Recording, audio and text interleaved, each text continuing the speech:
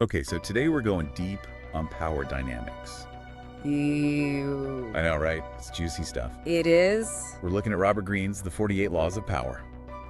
classic. It is. But just laws 11 to 15 today, so we're not going to cover everything. Yeah, that's a whole book. Exactly. I mean, we don't want to turn anyone into like a Machiavellian mastermind or anything. Yeah. We just want to give you a peek behind the curtain. Right, like a decoder ring for understanding how people use influence. Yeah, exactly. Like even in your everyday life. Absolutely. You see these dynamics everywhere. So first up, Law 11. Learn to keep people dependent on you.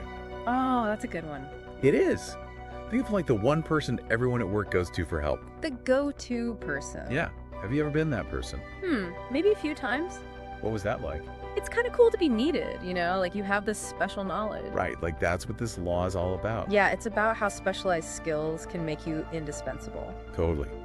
But that can be tricky too, right? Oh, yeah, for sure. Like where's the line between being helpful and kind of hoarding knowledge to stay on top?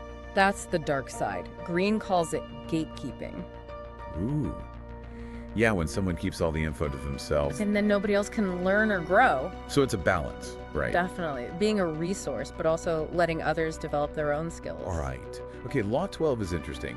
Use selective honesty to disarm your victim. Ooh, that sounds intense. Well, victim is a strong word. Right. But it's more about using honesty strategically. Like a tactic. Yeah.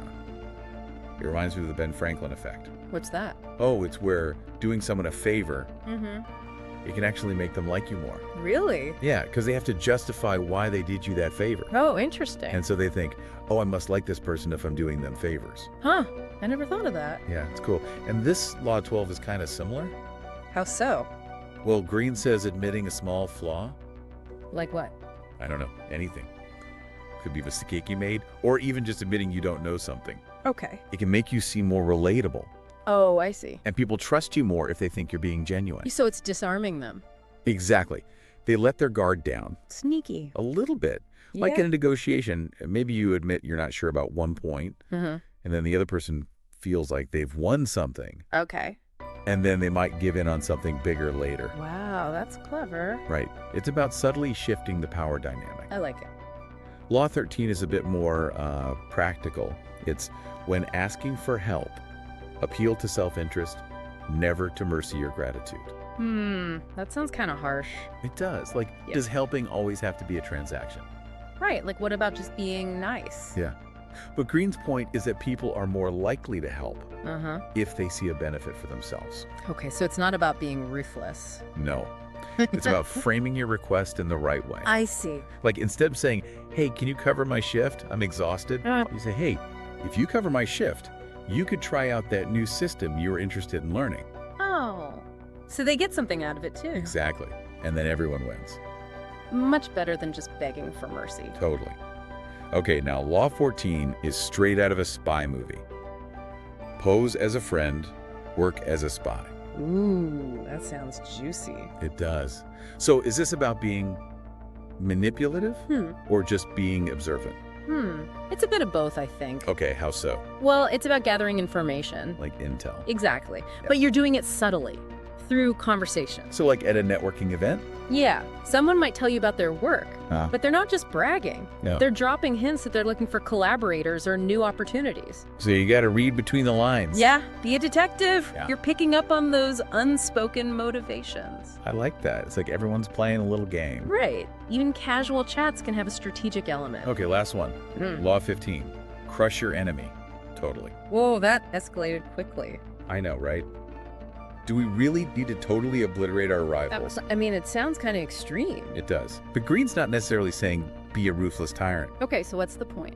I think it's about being decisive. Decisive. Yeah, like sometimes letting a problem fester is worse than tackling it head on. Oh, I see. So it's not about revenge.